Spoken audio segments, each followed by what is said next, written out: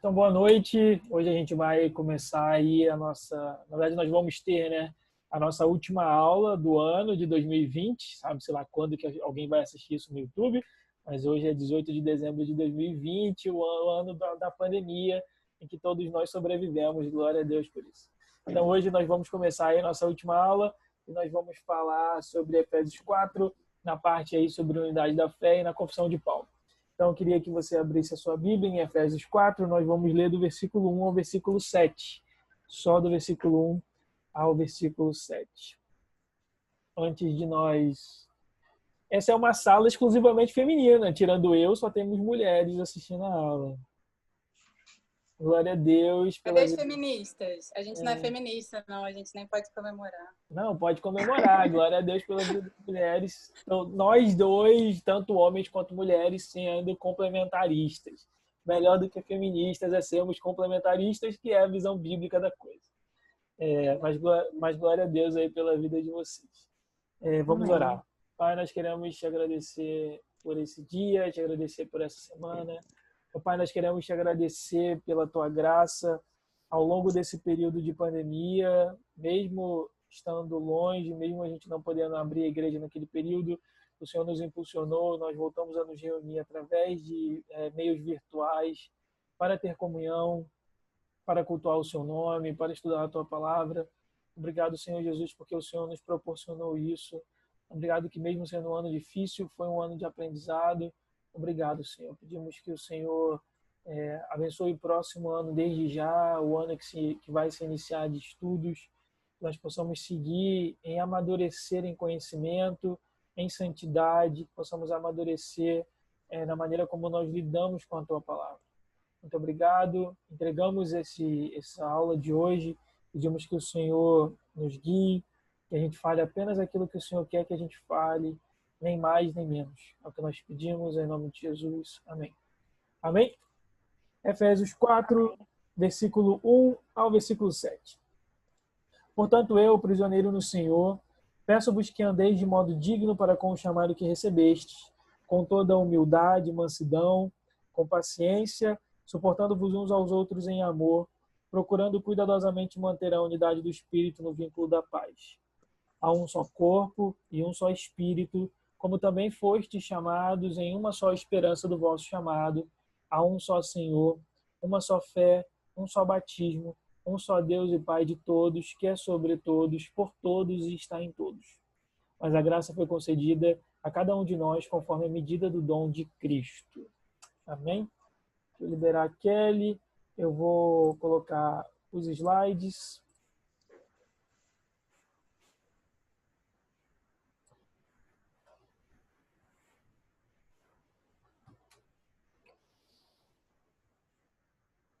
Isso daí é o texto, nós já vimos essa questão da introdução, sempre lembrando que isso é um tipo de confissão de fé. Paulo fala isso aí sobre a palavra 1 7 vezes, provavelmente propositalmente.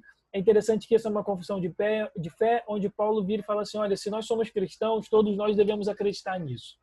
Então, esse é o fundamento da unidade que Paulo falou em Efésios 4, versículo 1 ao versículo 3. Que fundamentos são esses? Que existe um só corpo, um só espírito, existe um só chamado, existe um só Senhor, uma só fé, um só batismo e um só Deus e Pai. Essa é a base da unidade que Paulo fala. Aí, nas últimas aulas, nós falamos um pouquinho sobre essa diferença de divergência doutrinária e divergência teológica. Falamos que a doutrina, na verdade, ela não nos divide, mas ela nos une. É só a gente, mais uma vez, considerar o texto de Efésios 1, 2 e 3, Paulo está falando sobre doutrina, para só depois ele começar a falar sobre unidade. Isso significa que, na verdade, o que mantém a unidade da igreja não é um monte de atividade, não é eu gostar de você e você gostar de mim, mas é a unidade doutrinária, a unidade da fé, daquela base, das coisas que nós acreditamos. Se essa base ela é ameaçada ou ela é contaminada, então toda a unidade ela se desfaz, ela desmorona. E aí nós falamos sobre divergência doutrinária e divergência teológica. Não tem problema, nós divergimos teologicamente. Isso é muito comum quando nós falamos sobre as diferentes tradições da igreja, quando você para pensar. Uma coisa, se te perguntarem, que linha é a sua igreja? vamos abrir os microfones aí que eu gostaria de ouvir vocês sobre isso. Que linha é a sua igreja? A sua igreja é uma igreja reformada? É uma igreja pentecostal? É uma igreja neopentecostal? É uma igreja histórica? O que vocês falariam? Eu não sei se alguém já perguntou isso para vocês, mas se já perguntaram, o que vocês responderam? Ou se perguntassem, como é que vocês responderiam? Vai.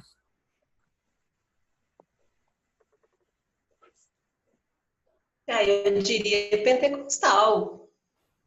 Ok, a Graça diria que nós somos do grupo dos pentecas aí, somos pentecostais. Ok. Mais alguém? Eu também. Você também quem? Raquel. A Raquel também diria que nós somos pentecostais. Ok, interessante. Mais alguém? A gente é carismático, né? Mas isso tem a ver com esse grupo? Gisele fala que nós somos carismáticos. Ok, mais alguém? Acho mais alguém. Tem pouquíssima gente na sala. Kelly, o que você acha? Você tá aí? Saí do grupo. Kelly saiu do grupo. Não. Muito bom. Vai cantar Sabor de Mel também, quer. Negativo. A internet caiu. A Kelly acabou de me chamar para sair do grupo junto com ela. Negativo. Isso aí é um complô. Isso que dá botar um monte de mulher junto, eu fico vendido na história. Negativo. Vai, Kelly. Nossa, Deus, pergunta difícil. Nunca tinha, nunca me perguntaram, graças a Deus, seja louvado. Lógico que no momento eu ia fazer um WhatsApp pro mestre para perguntar. Mas pensa que se o mestre estivesse fazendo uma audiência, ele não te responderia na hora. O que você Eu responderia? ia mandar a pessoa esperar até o mestre responder. Não, mas Eu vou na linha da Raquel e da... Quais seriam essas opções? Múltipla escolha. Múltipla escolha. Nós poderíamos colocar aí reformados, nós poderíamos colocar carismáticos, pentecostais, tradicionais, históricos e neopentecostais. Só complicou. Reformados? Tá bom, então vamos lá. O ideal, minha gente, para terminar aí essa questão, mas primeiro que nós realmente não nos encaixamos em uma única coisa. Mas se nós pudéssemos nos aproximar, talvez seria, como a Gisele falou, no sentido de nós sermos carismáticos. E eu vou dizer o porquê. Acertei, gente. Última, o que eu ganho? Você ganhou uma estrelinha. Nada, querida. O que nós acreditaríamos aí, por exemplo, os reformados. Nós não podemos nos considerar reformados, já que nós não subscrevemos algumas das confissões de fé dos reformados, como a confissão de fé de Westminster, por exemplo.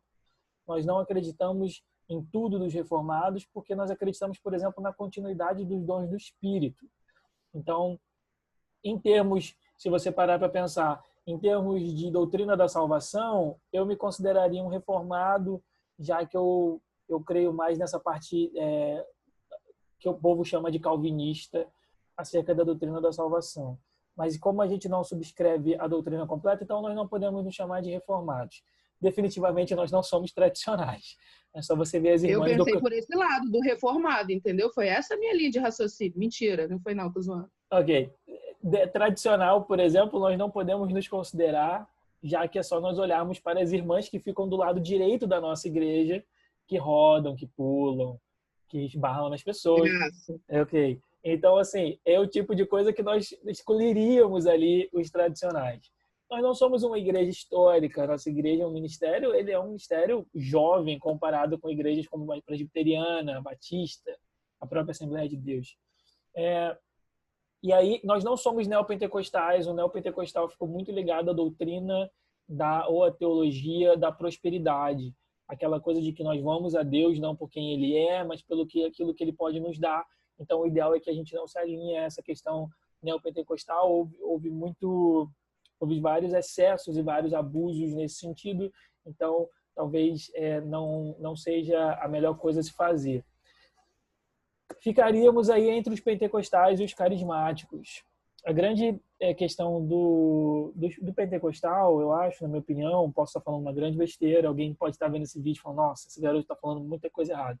Mas a grande questão dos pentecostais aí é a questão sobre o momento em que o Espírito Santo entra na pessoa. Nós acreditamos que a pessoa ela é regenerada no momento que ela nasce de novo, né?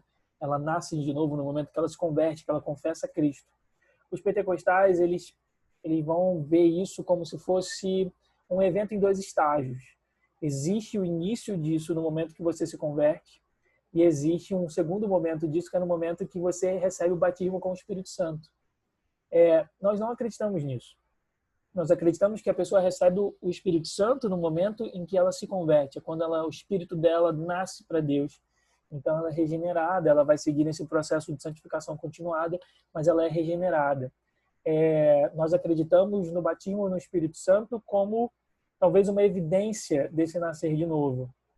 Mas também não é possível dizer que, por exemplo, se a graça não fala em línguas, né? Se a graça não fala em línguas, não é possível dizer que a graça não tem o Espírito Santo. Não é possível dizer que a graça não foi batizada no Espírito Santo, não é possível dizer que a graça não nasceu de novo. Então, essa talvez seja a grande diferença aí nossa para os pentecostais.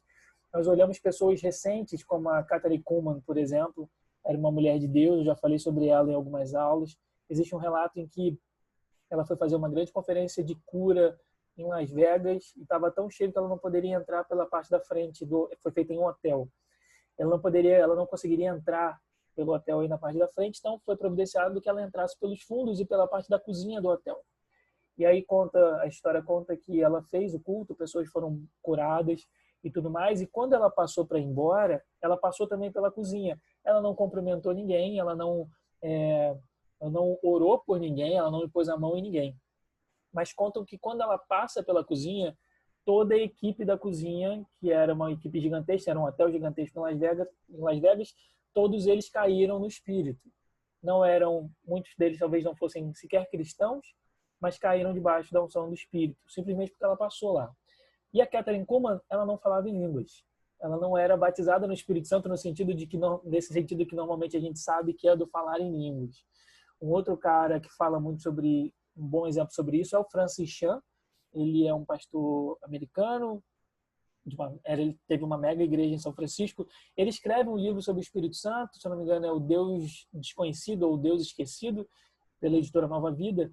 E é um cara que vai falar sobre o Espírito Santo e você vê que ele tem um baita de um relacionamento com o Espírito Santo, mas ele mesmo fala que ele não fala em línguas. Então é o tipo de coisa que nos diferencia dos pentecostais. Eles falam que existe uma espécie de novo nascimento em 2 etapas, essa regeneração em 2 etapas. Existe a conversão, existe o batismo com o Espírito Santo.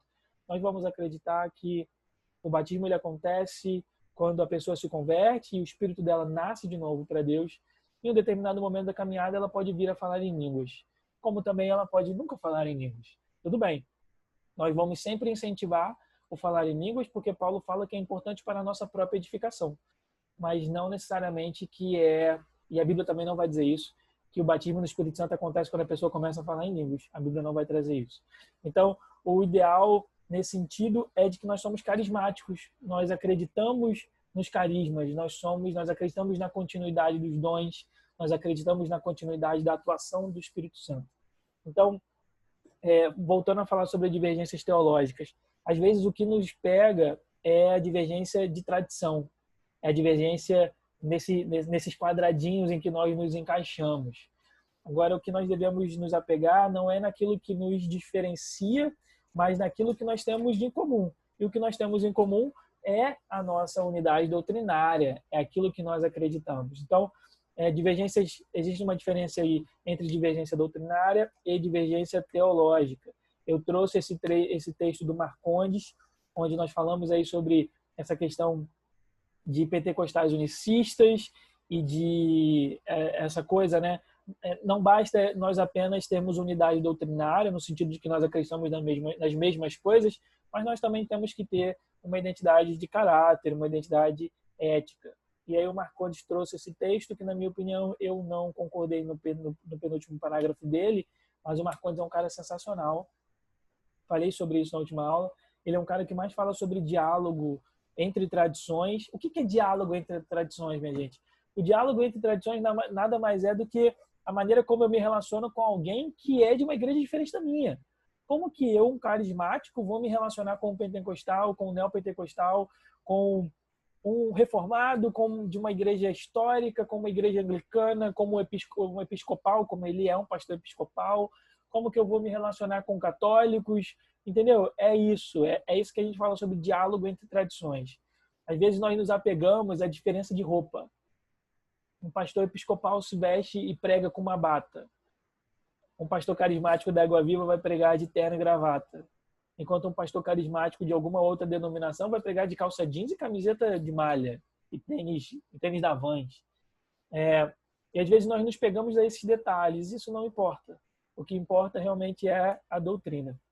E aí nós falamos sobre essa unidade do corpo. Existe só um corpo, ou seja, uma única igreja verdadeira, aquela formada entre gentios e judeus, a partir da conversão e do batismo. O batismo é a maneira através da qual nós e todos os cristãos de todas as eras, eles entram na igreja. O batismo é essa porta de entrada. Vimos todos esses textos. Trouxe essa frase do Billy Graham: decidi pregar o evangelho e não me envolver em difamações, insultos e briguinhas triviais sobre questões não essenciais. Então, o que importava para o Billy Graham não era detalhe, eram questões essenciais. Se alguém chegasse e falasse para mim, olha, eu não acredito na Trindade, isso não é algo trivial, isso é algo básico e essencial, então eu vou divergir dele. E aí também eu trouxe essa frase do Chuck Smith, um pastor americano já falecido. Ele vira e fala: percebo que quanto mais espiritual um homem se torna, menos denominacional ele é. Significa que o Chuck Smith estava falando que as denominações não tinham lugar? Não. Mas significa que a placa não é tão importante. Então vamos olhar para aquilo que nós temos em comum, a nossa base doutrinária, e não para placas, esse tipo de coisa. A gente precisa olhar para aquilo que a gente tem em comum e não para aquilo que nós temos de diferente. Um outro ponto que Paulo fala, e é um outro ponto da confissão de Paulo, é que existe um só Espírito, ok? Existe um só Espírito, esse é o Espírito Santo, que dá vida a cada cristão e que dá vida à Igreja de Cristo, como aconteceu em Atos 2, e Paulo vai falar sobre isso em Romanos 2, Romanos 8, 9, se alguém não tem o Espírito de Cristo, não pertence a Cristo. E nós lemos também Efésios 2, 22 e 1 Coríntios 12, 13. E na última aula nós terminamos nessa parte da uma só esperança. Abre sua Bíblia lá em Efésios 4, versículo 4. Há um só corpo e um só Espírito, como também foste chamado em uma só esperança do vosso chamado. E aí nós terminamos na última aula falando sobre isso. O que é esse um só chamado? Esse um só chamado, ele é um chamado ministerial, no sentido de que da nossa vocação. E aí eu trouxe um texto para vocês aí. A Bíblia interpreta a própria Bíblia. Então, antes de nós buscarmos o significado em um livro de teologia cristã, de literatura cristã, ou em algum comentário bíblico, nós precisamos buscar aquela resposta no próprio texto da Bíblia. E aí, nós estamos falando sobre Efésios, 3 capítulos já, estamos no 4, e Paulo fala muito sobre a esperança do nosso chamado no próprio livro de Efésios. Então, em Efésios, que nós devemos buscar essa pergunta, a resposta para essa pergunta, que chamado é esse? Efésios, capítulo 1, versículo 4. Como também nos elegeu nele, antes da fundação do mundo, para sermos santos e irrepreensíveis diante dele em amor, ou também como também nos chamou. Efésios 1, versículo 18. Sendo iluminados os olhos do vosso coração, para que saibais qual é a esperança do chamado que ele vos fez. Quais são as riquezas da glória da sua herança nos santos. Efésios 2, versículo 7. Para mostrar nos séculos vindouros a suprema riqueza da sua graça, pela sua bondade para conosco em Cristo Jesus. E Efésios 4, versículo 1. Portanto, eu, prisioneiro no Senhor, peço-vos que andeis de modo digno para com o chamado que recebeste. E aí vem essa pergunta: que chamado é esse? E aí está na sua tela. O Senhor, em total graça, nos chamou para a salvação. E isso é motivo de esperança para todos os cristãos de todos os tempos, porque não seremos condenados, mas seremos regenerados e desfrutaremos do novo céu e da nova terra. Então, quando nós falamos uma só esperança e uma só esperança do nosso chamado, isso é salvação. Nós temos a esperança da nossa salvação. Nós fomos chamados para sermos salvos. Mais do que você ser chamado para exercer um dos 5 ministérios, nós fomos primeiro chamados para sermos salvos. E essa é a nossa esperança. 1 Pedro, capítulo 1, versículo 3. Abre lá. 1 Pedro, capítulo 1, versículo 3. Bendito seja o Deus e Pai de nosso Senhor Jesus Cristo, que nos regenerou para uma viva esperança, segundo a sua grande misericórdia, pela ressurreição de Cristo Jesus dentre os mortos. Isso aqui é o processo da salvação. Ele nos regenerou para uma vida de esperança, segundo o que? A sua grande misericórdia. Ou seja, nós deixamos de receber a condenação que nós merecíamos. Não é isso que é misericórdia? Misericórdia é eu deixar de receber aquilo que eu merecia de receber. Assim como graça é eu receber aquilo que eu não merecia receber. E aí ele segue, segundo a sua grande misericórdia, pela ressurreição de Cristo Jesus, ou de Jesus Cristo dentre os mortos.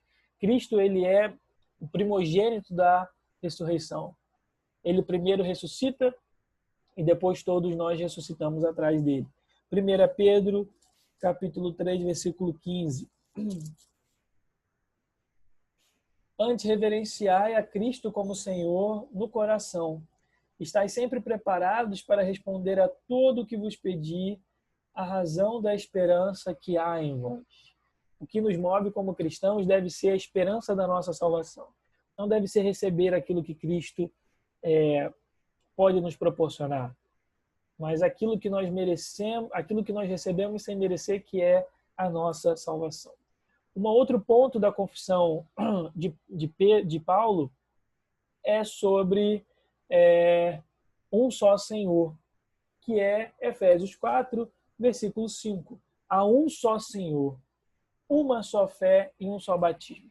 Esse um só Senhor aí vai se referir a Jesus, a pessoa de Cristo.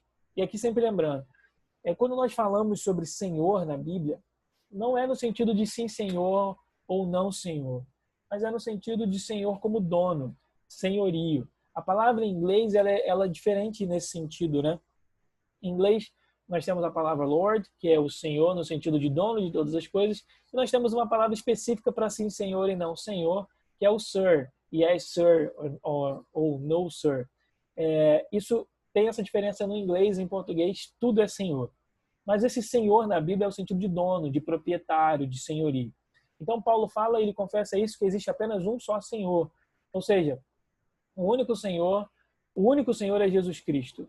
Ele é o Senhor no sentido de ser dono de todas as coisas. E aí, como eu falei já na semana passada, eu trouxe essa frase de Abraham Kuyper, um teólogo holandês que chegou a ser primeiro-ministro da Holanda.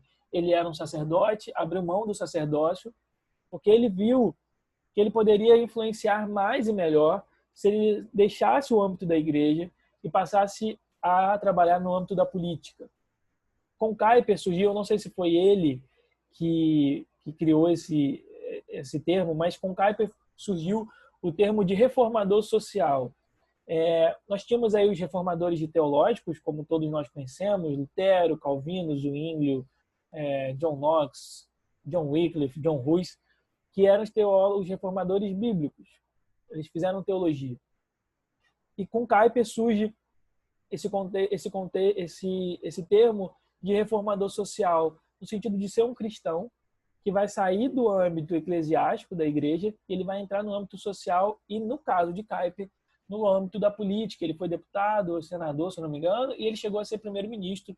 Inclusive, hoje na Holanda ainda existem leis da época de Kuyper. E aí Kuyper ele vai falar sobre a influência, como o cristão deve influenciar na sociedade. Uma coisa que depois, agora, recentemente, ficou mais conhecido para a gente, naquela coisa dos 7 montes. Ao mesmo tempo que é parecido, é bem diferente. O 7 montes ele fala sobre uma questão de dominação cultural, no sentido de que os cristãos devem dominar as áreas de influência da sociedade. Kuyper não vai falar sobre domínio, ele vai falar sobre influência. E aí Kuyper tem essa frase aí. Não há um único centímetro, eu adoro essa frase, não há um único centímetro quadrado em todos os domínios da nossa existência sobre os quais Cristo, que é soberano sobre tudo, não clame, é meu. Não existe nada na Terra que Cristo não possa reivindicar como sendo seu, seja da natureza criada, seja da sociedade, seja a minha e a sua vida, ok? E aí tem isso que está na sua tela, como nós podemos dizer que nós somos cristãos e obedecemos a Cristo, mas nós não conseguimos andar em unidade. E aí o Hernandes traz essa informação no comentário dele sobre o livro de Efésios, e é o seguinte: conta-se que uma vez perguntaram para Gandhi qual era o maior impedimento do cristianismo na Índia. Então Gandhi responde: os cristãos. Gandhi ele olha que o maior impedimento para o crescimento do cristianismo na Índia era o cristão no sentido da unidade. Então, como que nós podemos não andar em unidade se nós temos uma só cabeça? Se nós temos um só cabeça, que é Cristo. Como nós podemos como nós não andamos em unidade se nós nos identificamos como cristãos e dizemos que nós obedecemos a Cristo? Efésios 1, versículo 22. Efésios 1, versículo 22. Também sujeitou todas as coisas debaixo dos seus pés, para que seja cabeça sobre todas as coisas, e o deu à igreja, que é o seu corpo, a plenitude daquele que preenche tudo em todas as coisas. Colossenses 1, versículo 8.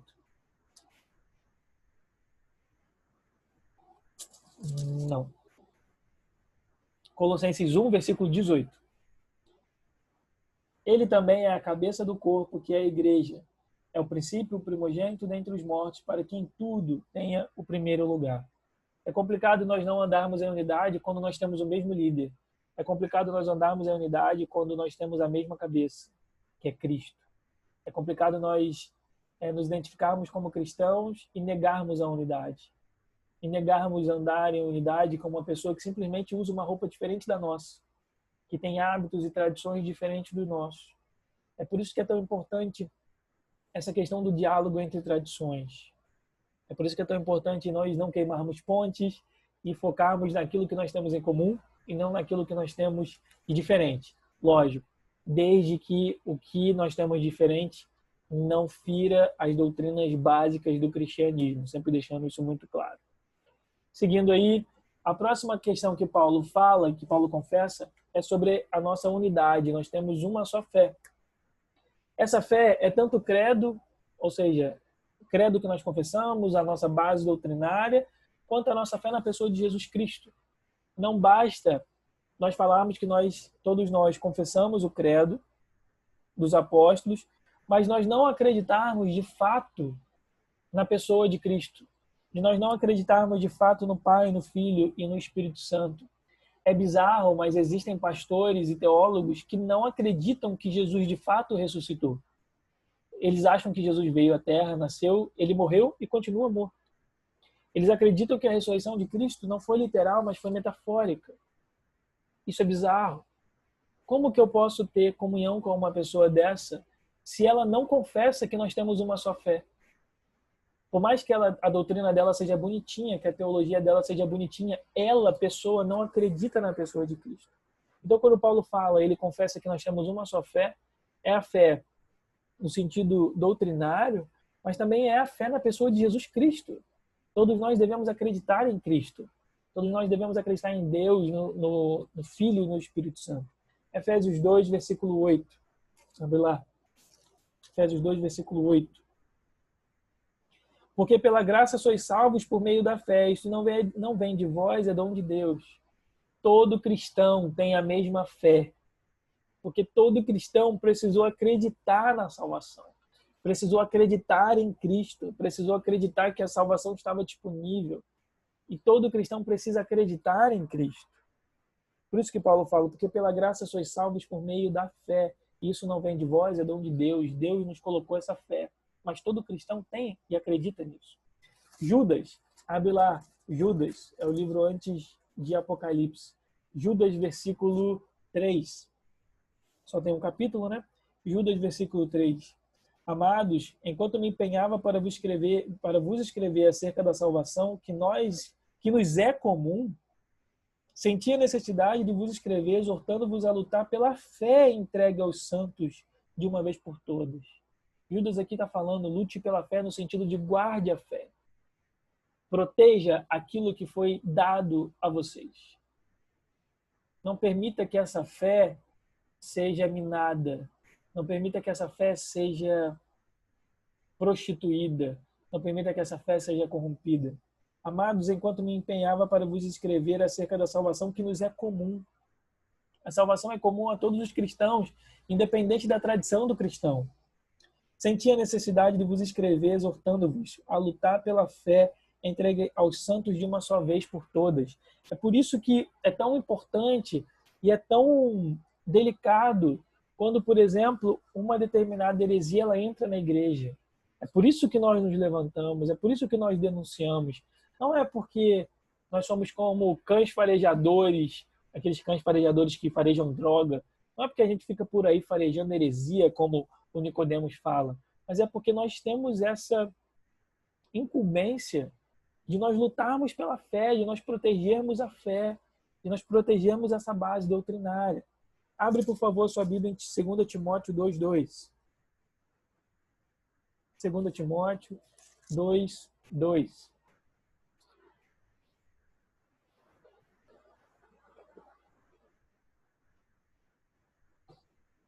Segunda Timóteo 2:2. O que ouviste de mim diante de muitas testemunhas, transmite a homens fiéis e aptos para também ensinar a outros. Olha a importância de nós termos uma mesma unidade da fé.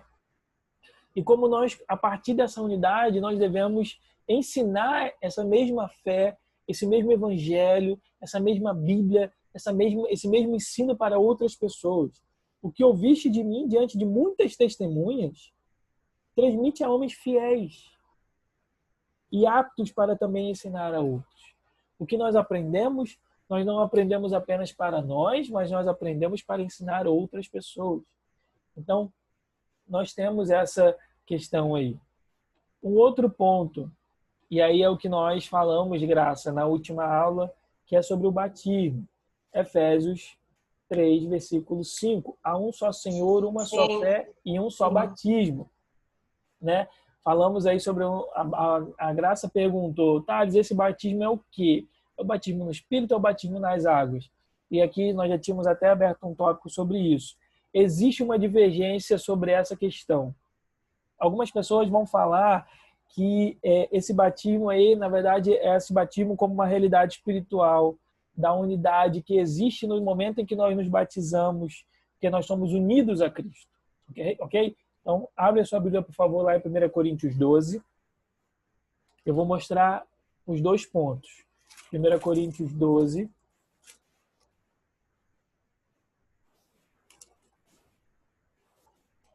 Primeira Coríntios 12, versículo 13. Pois todos fomos batizados por um só Espírito, para ser um só corpo, quer judeus, quer gregos, quer escravos, quer livres, e a todos nós foi dado beber de um só Espírito. As pessoas que falam que nesse momento Paulo estava falando sobre uma unidade de batismo no sentido de realidade espiritual, elas se baseiam no texto de 1 Coríntios 12, 13 e no texto de Romanos 6, do 1 ao 6, que fala que no momento do batismo nós nos identificamos com Cristo. Assim como Jesus morreu, nós morremos para o batismo, assim como Jesus ressuscitou, nós ressuscitamos com o batismo. Existe essa questão da realidade espiritual, e isso para mim é inegável. E algumas outras pessoas falam que esse texto está mais ligado à questão do batismo como sacramento, que é o batismo nas águas. E por que isso? E aqui nós temos que lembrar o seguinte. Qual é o contexto de Efésios? Efésios é Paulo falando sobre igreja. É Paulo falando sobre eclesiologia. É o tratado de Paulo sobre igreja. Então, durante todo o texto de Efésios, Paulo está falando sobre a igreja. E a porta de entrada de todos os cristãos, de todos os tempos, sempre foi o batismo. Para mim faz muito mais sentido que nesse texto, quando Paulo vira e fala o seguinte, vou voltar lá para Efésios 4, quando Paulo vira e fala o seguinte, há um só Senhor, ou seja, só Jesus é Senhor, existe uma só fé, nós acreditamos em apenas uma coisa, existe apenas uma doutrina, existe apenas um evangelho. Paulo também está falando, existe um só batismo. Existe apenas uma porta de entrada para a igreja. Paulo está falando sobre igreja. E a porta de entrada de todo cristão para a igreja é o batismo como sacramento. Significa que o batismo como realidade espiritual ele não existe? Não significa isso. O batismo nos traz essa realidade. Nós somos unidos a Cristo no batismo, como diz em Romanos 6, como fala em 1 Coríntios 12. Todos nós somos batizados em um só Espírito. Mas para esse texto, eu acho que faz muito mais sentido com a questão do batismo como sacramento. Então, existe diferença? Não. Pode ser que Paulo esteja falando sobre as duas coisas. Mas por todo o contexto de Efésios, para mim, Thales, faz mais sentido que ele esteja falando sobre o sacramento. Faz mais sentido... A minha Bíblia de estudo, aquela King James, ela fala que ele estava falando sobre o batismo nas águas. Pois é. Aí fala que é porque na época de Paulo, a cerimônia e testemunho públicos representavam mais do que hoje uma marca evidente do novo nascimento e discipulado de Cristo. Exato. Um dos motivos era que tal manifestação pública certamente implicaria em perseguições de todo tipo e grande risco de vida. Exato. E é por isso que a gente sempre fala que o batismo é a porta de entrada da igreja, tradicionalmente é assim. Falei na semana passada, em algumas igrejas litúrgicas, como a igreja anglicana, fica uma pia com água na entrada da igreja. É onde geralmente o batismo acontece. O batismo acontece na entrada da igreja. E aí os cristãos, durante as cerimônias, eles podem molhar os dedos, e não no sentido de água benta, mas eles molham os dedos fazendo memória ao dia do batismo deles. E lembrando que através da água do batismo, através do batismo, eles puderam entrar na igreja. Eles foram aceitos na igreja. Eles foram acolhidos como membros do corpo de Cristo. Então, Thales, eu posso acreditar que Paulo está falando do batismo como realidade espiritual? Pode. Agora, em termos de contexto, para mim faz muito mais sentido que Paulo esteja se referindo ao batismo como um sacramento. Okay? Se eu não me engano, o próprio Hernandes Dias Lopes acredita que ele está se referindo aqui ao batismo como uma realidade espiritual e não como um batismo ao sacramento. Vamos deixar isso claro. Existe muita gente muito boa que acredita que é como uma realidade espiritual. Eu, Thales, acredito que é como um sacramento. Para mim faz mais sentido, como a própria Bíblia aí que a Gisele trouxe, da Bíblia de Estudo da King James também traz. Tá bom, Graça? O que você me diz sobre isso? Abre o microfone. No caso, então, aqui é mais provável, como você está dizendo, que seja um batismo nas águas mesmo. Para mim, sim.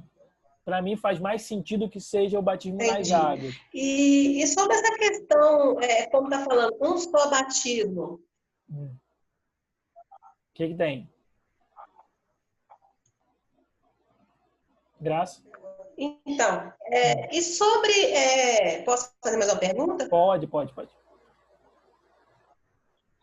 É porque tem pessoas que batizam mais de uma vez. Eu já vi pessoas que batizam mais de uma vez. Eu também. Aí, o que você diz sobre isso? Pergunta difícil, né? Ainda mais quando você fala assim, o que você diz sobre isso? Olha, eu particularmente não... Difícil. A Bíblia não proíbe, mas a Bíblia também não dá fundamento para a pessoa se batizar mais de uma vez. Acontece que algumas pessoas, às vezes, elas se batizam sem o entendimento, sem o real entendimento do que é o batismo. Para essas pessoas que se batizam sem entendimento, eu não vejo problema de batizar novamente.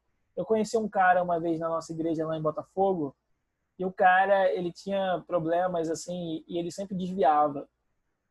Um cara novo até. Eu era mais novo, estava mais por adolescente, ele já era um jovem, tipo, de 20 e poucos anos. E ele desviava e tudo mais, e toda vez que tinha batismo na igreja, ele queria batizar de novo. Toda vez que tinha um retiro e tinha um batismo, ele queria batizar de novo. Então, assim, é o tipo de coisa que, para mim, eu não batizaria. Eu mandaria ele tomar vergonha na cara. É o tipo de coisa que a gente... Eu estava comentando isso, se eu não me engano, foi com o pastor Marcos. Existem algumas pessoas que não precisam ser discipuladas. Existem algumas pessoas que precisam ser evangelizadas. Existe uma diferença. Então, existem cristãos dentro da igreja, existem membros dentro da igreja, que eles ainda não estão na fase de serem discipulados. Eles ainda estão na fase de serem evangelizados. Porque, na verdade, eles não nasceram de novo. Eles só são frequentadores de igreja. A pessoa é completamente imatura. A pessoa não cresce na vida dela com Deus. Isso, para mim, é um problema. Então, assim, voltando à sua pergunta para o batismo. Não existe proibição da pessoa se batizar de novo. Agora, eu aceito batizar de novo se a pessoa realmente quer batizar porque ela não tinha entendimento. E aí realmente é importante. Agora, se é por falta de vergonha na cara, não. O batismo é uma coisa só, é um sacramento de uma vez só. Você se batiza uma única vez, que é quando você entra na igreja, né? Quando você é recebido como irmão, quando você é recebido na comunidade, é uma vez só. Ok? Ok. Seguimos então aí, depois que Paulo fala sobre... Entendi. É mais ou menos assim o jeito que eu pensei. Entendi. É isso daí. Aquilo. Se uma pessoa quiser batizar mais de ou novo, menos eu dependendo... pensava assim também. Entendi. Se uma pessoa quiser batizar de novo, eu vou perguntar o porquê. Às vezes, quando eu estou dando aula em retiro, eu sempre falo, olha... Tem que depender, né? Se não entendeu ou não, né? Exato. Ó, se você, o que você quer? Se você é a primeira vez que você está ouvindo sobre uma explicação do batismo, a sua consciência sobre o batismo só está vindo agora, então tudo bem. Então nós vamos te batizar. Seria mais ou menos assim que eu agiria, ok?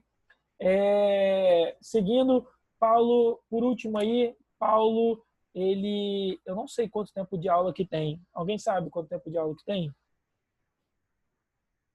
Eu tô achando que meu Zoom deixou passar mais de 40 minutos. Aconteceu isso ontem na reunião de intercessão. Foi? Isso. Foi direto. São 8h15, então já Tá acontecendo, acho que a semana toda. Estão dando um gostinho pra gente, glória a Deus. Então eu vou terminar o que eu tô indo para falar. Tô no último slide, minha gente. Fiquem tranquilos que não tem mais 1 hora de aula, não. Paulo, então, ele termina falando aí, então ele fala, Efésios 4:5, há um só Senhor, uma só fé, um só batismo. E aí, por último, no versículo 6, ele fala, um só Deus e Pai de todos, que é sobre todos, por todos e está em todos. Então, Paulo, ele termina a sua confissão falando que existe um único Deus. E aí, toda vez que eu falo sobre o único Deus, eu lembro do texto de Deuteronômio 6:4. O texto de Deuteronômio 6:4, que é esse que está na tela, ele é um dos textos mais importantes para os judeus. Ele é chamado de Shema, ou convocação, algo do tipo. Esse texto em hebraico é Shema Israel, Adonai Eloheinu, Adonai Echad. E por que é importante o hebraico? Por causa do último, do finalzinho. Ouve, ó Israel, o Senhor nosso Deus é o único Senhor. Essa palavra único, em hebraico, que é o Echad, se escreve E-C-H-A-D, Echad, significa uma ideia de unidade composta. Olha como é que a Trindade estava presente aqui em Deuteronômio 6:4, sem nem mesmo eles terem a consciência de que existia Deus, Jesus e o Espírito Santo.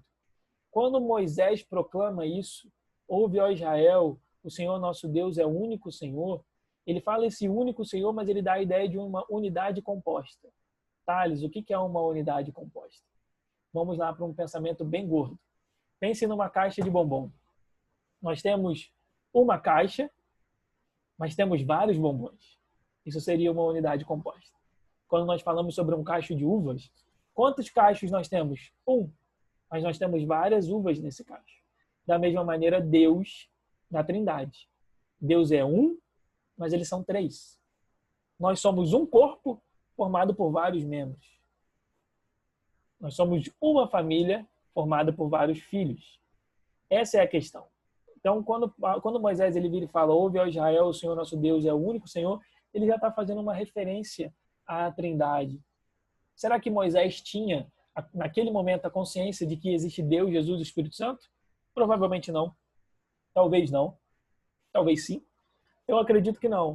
Mas quando ele é impulsionado pelo Espírito Santo a falar isso, ele já faz uma referência à Trindade, que de fato só vai ser revelada, como nós conhecemos hoje, no Novo Testamento. Agora, quando nós olhamos o Antigo, nós vemos que Deus, Jesus e o Espírito Santo já estavam presentes o tempo inteiro. Jesus aparecendo fisicamente nas suas teofanias, o Espírito Santo aparecendo e tomando Davi, e tomando Saul, quando Saul profetiza junto com os profetas no caminho. A gente vê o tempo inteiro o Espírito Santo aparecendo. Ele não mora, ele visita, mas ele já estava ali impulsionando Davi, ele já estava ali junto com os profetas. Então Moisés ele fala sobre isso. E Paulo vai confessar que existe apenas um único Deus. Então, olha para a sua tela. Paulo expressa como só devemos ter um único Deus, rejeitando toda forma de politeísmo, ok? Toda forma de politeísmo e ídolo. Para uma igreja que ficava em uma cidade extremamente pagã. Paulo vai falar sobre isso. Olha, existe um só único Deus para a igreja que ficava em Éfeso. Uma sociedade pagã que adorava Diana, que tinham vários deuses romanos e gregos. E ele veio e fala assim, olha, esquece os demais. Não existe essa coisa de politeísmo. Existe um único Deus, que é um e ao mesmo tempo são três. É Pai, Filho e Espírito Santo. Então, Paulo, ele rejeita toda forma de politeísmo e ele rejeita toda forma de ídolos. O que são os ídolos, minha gente? É tudo aquilo que tira o lugar de Deus. É tudo aquilo que rouba o lugar do Senhor. Nós temos ídolos. Os cristãos fazem ídolos para si mesmos. Quando nós fazemos homens e mulheres como ídolos, por exemplo, líderes religiosos, eles se tornam os nossos ídolos. Nós pecamos. Quando nós colocamos o trabalho e o dinheiro como lugar que merece ser apenas de Deus como ídolo, nós pecamos. Quando nós colocamos sucesso como ídolo, nós pecamos. Quando nós colocamos um talento sobre ídolo, nós pecamos. Quando nós colocamos relacionamentos e filhos, por exemplo, como ídolos, nós pecamos. Semana passada, em algum dia, foi naquele domingo do Retiro das Mulheres, eu deixei soltar, sem querer, um comentário meio ácido no gabinete. Nós estávamos falando sobre a altura do som, que o povo me chama de velho. Kelly tá aí, ela pode concordar. O povo me chama de velho e tudo mais. Ok, só para isso. O povo me chama de velho e tudo mais, mas existem algumas coisas que nós devemos tomar conta, nós aqui, estou falando de igreja, nós devemos tomar conta, na minha opinião, de 3 coisas básicas. Eu estou falando para funcionamento, não estou falando nada de espiritual. Funcionamento. Horário, temperatura do ambiente e altura de som. São 3 coisas que nós temos que tomar cuidado se nós queremos fazer um culto excelente, no sentido de que nós queremos receber as pessoas bem. Nós queremos receber pessoas visitantes e nós queremos ficar bem ali. Porque, assim, quando eu prego, eu estou servindo a Gisele, eu estou servindo a Graça, eu estou servindo a Kelly. Quando eu estou na porta, eu estou servindo aos meus irmãos que estão ali. Então, isso é um tipo de serviço. Então, se eu quero servir bem, na minha opinião, eu já até comentei isso com os pastores, eu acho que nós temos que nos preocupar com essa coisa. Horário, temperatura do ambiente e altura de som. E aí, lá pelas tantas, eu estava comentando sobre, dando essa minha opinião no gabinete, e aí, não sei se foi a Márcia, não sei alguém, mas aí ela virou e falou assim, mas o problema é a altura dos instrumentos. E aí eu virei e soltei um comentário bem ácido, depois, eu soltei rindo, né? Tipo, eu não estava irritado, não estava nada, mas foi um comentário ácido. Eu virei assim, o problema é quando os instrumentos se tornam o próprio ídolo dos músicos. E eles colocam aquele ídolo no estômago deles, eles começam a alimentar aquilo. Quando um músico, e eu não estou falando dos nossos, estou falando no geral, mas quando um músico não aceita que o seu instrumento seja reduzido para que tudo uma coisa fique harmônica, é porque ele criou um ídolo dentro dele, que é o próprio instrumento e o próprio talento dele. Porque o que isso mostra é que ele quer que o som dele, o instrumento dele sobressaia aos demais. Isso mostra que ele está com um ídolo dentro dele. E isso é uma coisa problemática. Então, nós comentamos sobre isso. Hoje é muito fácil nós falarmos que nós não temos ídolos, porque nós não temos imagens, nós não temos terço, nós não temos nada, nós não acendemos vela, não pede ninguém. Apesar de que, às vezes, a minha paciência, eu gostaria que as pessoas acendessem uma vela no meu pé, porque eu realmente sou um santo, às vezes. Não, mentira. Mas todos nós temos essa questão de ídolos. E, às vezes, porque nós não temos essas imagens, nós achamos que nós não temos nenhum. Se você é uma pessoa muito focada em trabalho, tipo, eu comentei isso também com alguém recentemente. A questão de trabalho, para mim, é uma coisa meio complicada. Primeiro, porque eu gosto do meu trabalho. E glória a Deus por isso. Segundo, porque eu sou muito chato com o trabalho. E se eu tiver que fazer uma coisa, eu vou fazer. E não importa, eu vou fazer. Só que, dependendo do que for, se você lida com essa questão de uma maneira desequilibrada, como eu tenho uma facilidade enorme de lidar de uma maneira desequilibrada, o trabalho, que é uma coisa boa, ele passa a ser uma coisa, ele passa a ser um ídolo. A minha vida gira em torno daquilo ali, a sua vida gira em torno daquele ídolo. Você vê que é um relacionamento desequilibrado. A maneira como alguns membros lidam com os seus líderes é desequilibrado. A maneira como alguns membros, que eu tomo conhecimento, né? A maneira como alguns membros, algumas pessoas que participam de casas vivas, lidam com os líderes das casas é desequilibrado. Quando a pessoa, em vez de ela ir para Deus, ela vai para o líder da casa. Isso não é saudável. Isso é colocar o líder como um ídolo. É criar um altar no pé do ídolo, no pé do líder. Não pode isso. O líder, ele está ali para facilitar, ele está ali para te ajudar. Ele não está ali para substituir Jesus.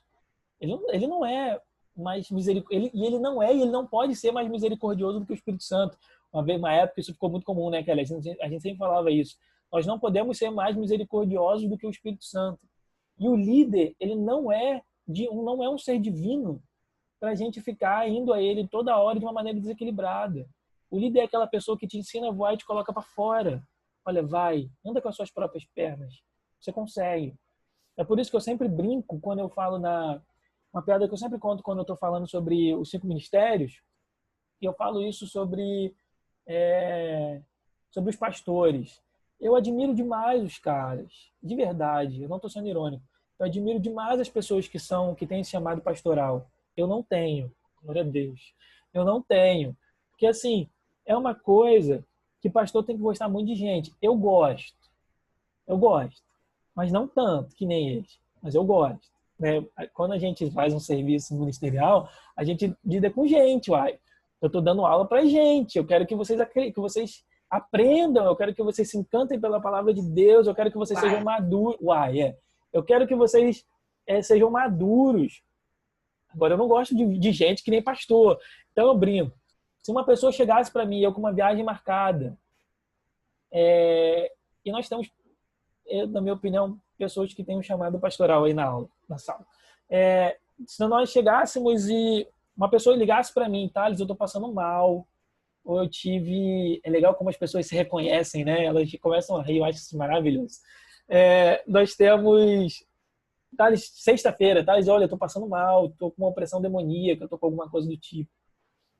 Se você me ligar e eu tiver com a viagem marcada, sabe quando que eu vou desmarcar a minha viagem?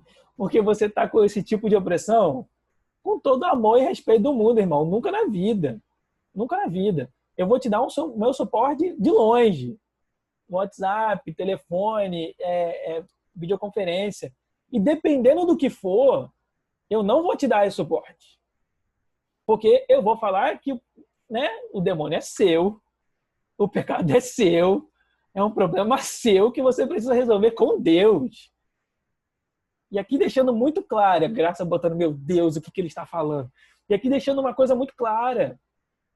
Eu sempre faço essa diferença. Existe uma diferença entre um novo convertido que está começando agora e realmente ele precisa de acompanhamento, ele precisa de um processo de libertação, somente se a pessoa tem um histórico no ocultismo, é uma série de coisas que precisam ser tratadas de uma maneira mais profunda.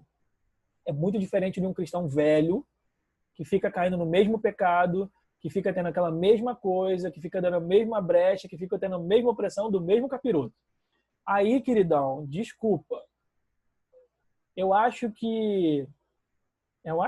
não tenho paciência e eu acho que eu acho muito ruim para os pastores. É um desgaste que não deveria de ter. E é o que eu falo, muitas das pessoas que fazem isso por quê? Porque colocaram os líderes em uma posição de ídolo. Eu posso pecar, às vezes eu posso sofrer essa opressão, porque eu sei que eu vou ter o meu líder ali. É desonesto com o líder, sabe? É desonesto com o seu pastor. Ele já tem um monte de coisa para resolver, ele tem que tomar conta de um monte de gente. Você está na hora de começar a ajudar o seu pastor. Quando chegar uma hora em que se for preciso, se preciso for, você precisar de um atendimento mais profundo, ok. Eu não estou fazendo isso para constranger você. Se você sente que você precisa de um atendimento mais pessoal, uma coisa mais profunda, marca um gabinete. Aqui na sala eu posso falar isso porque não tem ninguém nesse perfil. Mas eu sei que quando eu estou falando isso, você tem uma pessoa na sua mente. Você sabe de quem eu estou falando, no sentido de que essa pessoa é um exemplo disso. E é o que eu falei. Essa pessoa não precisa ser discipulada. Ela precisa ser evangelizada. Ela tem que nascer de novo. Meu terapeuta, quando ele falava do filho dele, que o filho dele aprontava e era rebelde e era levado, ele sempre falava isso para mim. A minha esperança é que ele nasça de novo. É a criancinha, né? E a gente tem algumas pessoas na igreja que é isso. A nossa esperança. O que nós esperamos? Nós esperamos que elas nasçam de novo. Que elas sejam evangelizadas. E o pior, Thales, é que às vezes as pessoas procuram o líder fala o que precisa ser feito e elas não fazem. Exatamente. Elas só querem mais para ficar ali lambendo a ferida dela, passando a mão na cabeça, né? E às vezes você está ali mostrando a situação e a pessoa não quer. Ela só quer ficar naquele ciclo porque já acostumou a viver naquele ciclo. E isso é a prova de que ela não precisa ser discipulada. Porque se ela fosse discipulável, ela ouviria o que o líder fala. Então, quando a pessoa vai e ela não ouve ela ignora o conselho, então ela não está no momento de ser discipulada. Ela ainda precisa ser evangelizada, ela tem que nascer de novo, ela tem que se arrepender, ela tem que se converter. Vai, quem ia falar? Alguns tempo de atenção também, né? Sim, tem isso também. Vai, Raquel. Ô, Thales, e quando o líder detecta isso, e mais do que detectar, ele se sente consumido com aquilo, traz um peso, porque o líder é humano, né? Completamente. Exatamente. E aí? É uma situação complicada na nossa... Manda para o mestre, Raquel. Eu vou arrebentar, né? Ele tá falando que não vai fazer. Não, eu posso fazer. Eu vou sentar ela e vou explicar. Queridão, desse meu jeito peculiar e grosso, não grosso, sutil igual um cavalo que eu tenho às vezes. E eu vou explicar para ela na luz da Bíblia, assim, à luz da Bíblia. Porque é uma situação complicada, Raquel. E um detalhe, uma coisa importante. Teve uma pesquisa um tempo atrás que falou isso. Uma das profissões onde existe mais depressão, mais um índice de suicídio, de desgaste emocional, é a profissão de pastor. É o sacerdote. É o sacerdócio. Por quê? Porque ele é sugado pelo membro. Ele é sugado pelo fiel. E existe um momento em que o próprio sacerdote, o próprio pastor, ele deve detectar e falar assim, queridão, eu não vou mais te atender.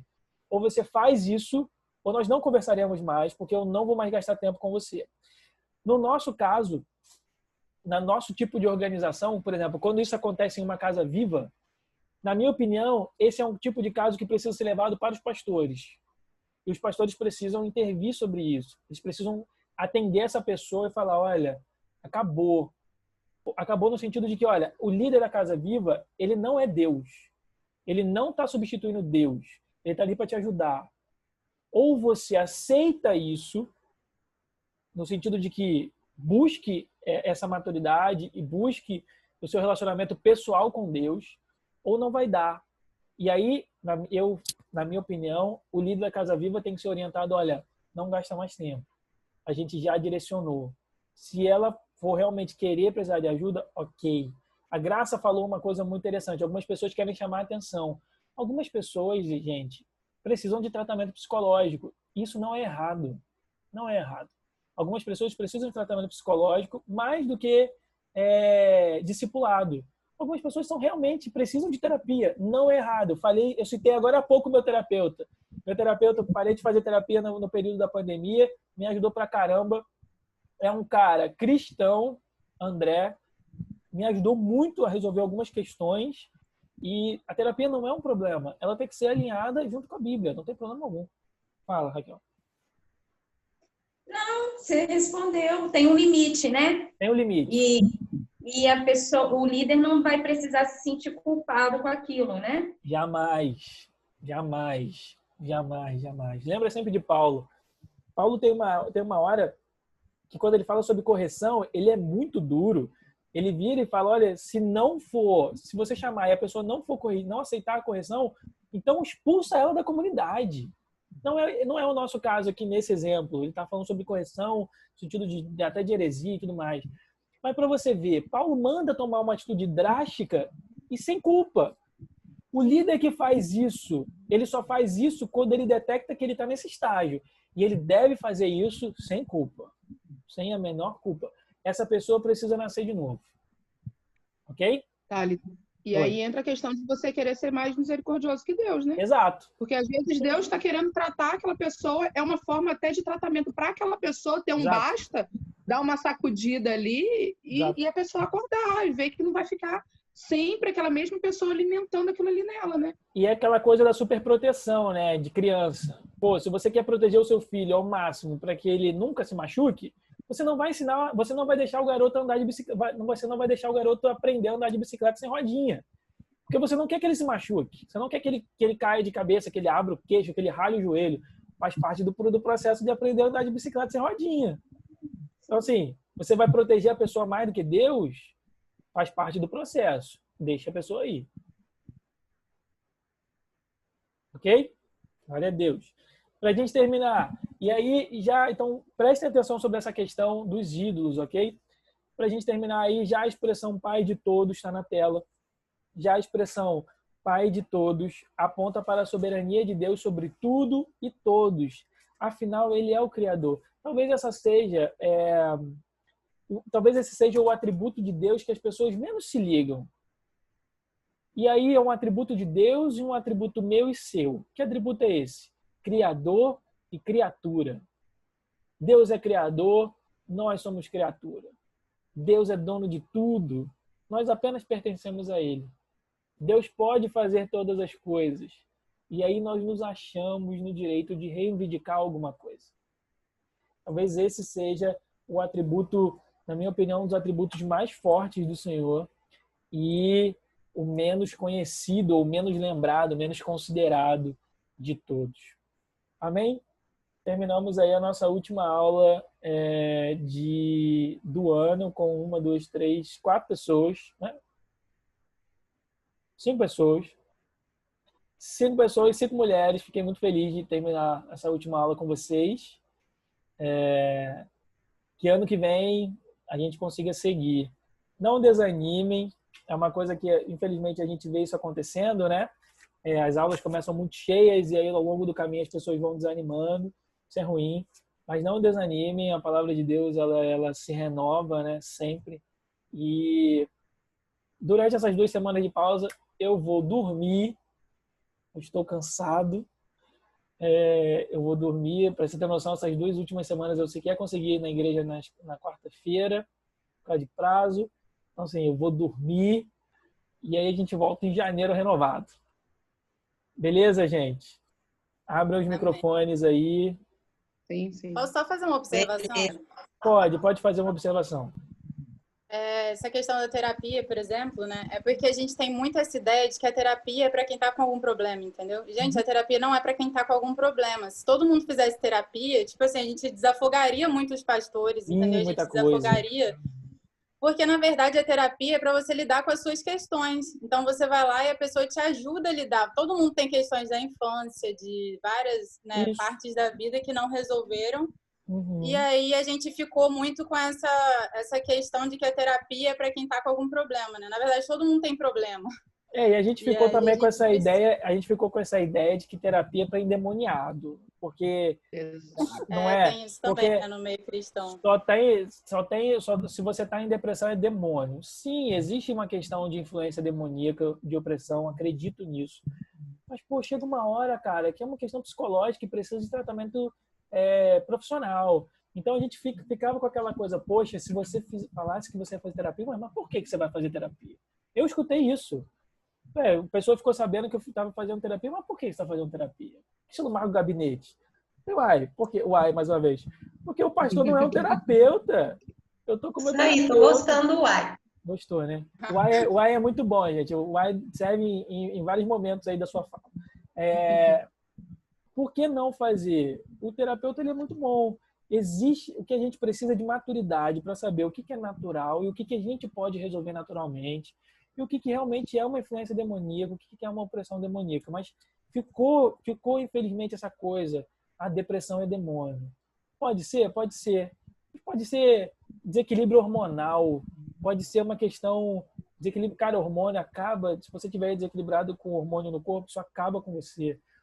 Não temos nutricionistas aí na sala para falar sobre isso melhor que eu, mas acaba com você, dependendo do que for, isso vai te deixar para baixo. Então, assim, não tem problema, busque ajuda, busque sempre também uma linha de terapia que não seja contrária à Bíblia. Fuja dessas coisas de projeção, de como é que é o nome daquilo lá que volta para trás? Regressão, aquela coisa toda. Isso realmente a gente não vai aconselhar. Agora, busque saber a linha que o seu terapeuta segue. O meu terapeuta é cristão, fez o CPP, foi aluno do Ângelo Basso. Então, assim, ele é um cara muito bom. Eu só descobri que ele tinha sido aluno do Ângelo, sei lá, depois na quarta sessão, alguma coisa assim. Eu descobri que ele era. Então, acho que a gente tem que ter maturidade para esse tipo de coisa. Amém? Amém. Glória a Deus. Amém. Glória a Deus. Boa noite para vocês. Durmam com Deus. Eu vou comer, que eu tô com a barriga roncando. E domingo a gente se vê na igreja. Amém? Boa noite, galera. Valeu, gente. Boa Boa noite. noite. Obrigada. Tchau, Deus abençoe.